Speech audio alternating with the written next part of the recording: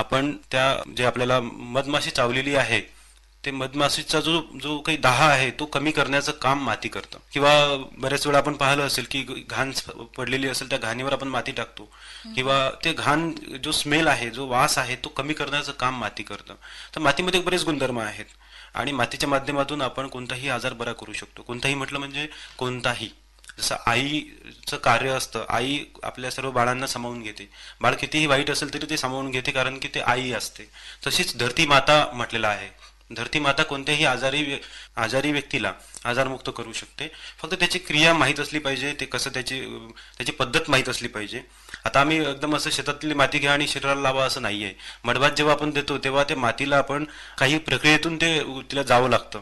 त्यानंतर मग त्या मातीतून आपण पेशंटला लावून उपचार करू शकतो. पण आता जसं आपण म्हणालात की मातीमध्ये औषधी गुणधर्म असतात, पण आताचं जग जे आपण बघतो सर, की जिकडे तिकडे प्रदूषण झालेलं आहे आणि माती पण प्रदूषित दिसते आपल्याला. बरोबर. तर जसं आपण उदाहरण दिलं की मधमाशी चावली तर आपण त्याला लगेच माती लावतो, किंवा मुंगी चावली की आपण लगेच झाडातली माती लावून आपण हे करतो. पण ही माती शुद्ध आहे की नाही हे आपण दैनंदिन याच्यामध्ये कसं ओळखावं?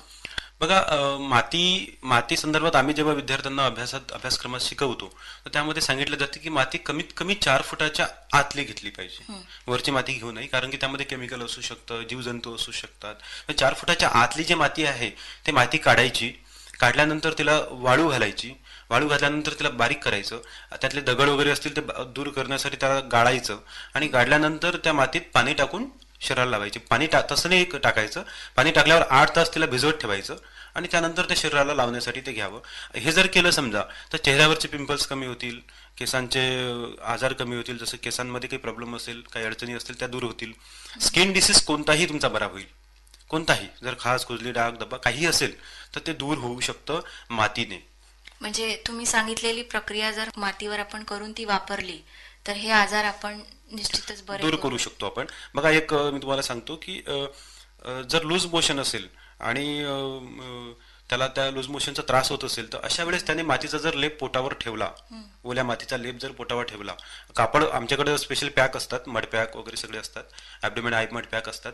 तर ते नसेल तर तुम्ही साधा रुमाल घ्या घरचा आणि त्यामध्ये तुम्ही माती गुंडाळून ते पोटावर ठेवा, ओली माती गुंडाळून. असं जर केलं ना तर तुमचं 15-20 मिनिटात तुमचं लूज मोशन बंद होतील. म्हणजे तुम्हाला तो त्रास कमी होईल. आणि कॉन्स्टिपेशन पण असेल तर त्यासाठी पण हाच उपाय आहे. म्हणजे दोन्हीही गुणधर्म मातीमध्ये आहेत. अतिशय उपयुक्त माहिती मातीबद्दल श्रोते हो सरांनी आपल्याला सांगितली आहे, की जी माती आपण दररोज बघत असतो त्यामध्ये इतके औषधी गुण असू शकतात याची कल्पना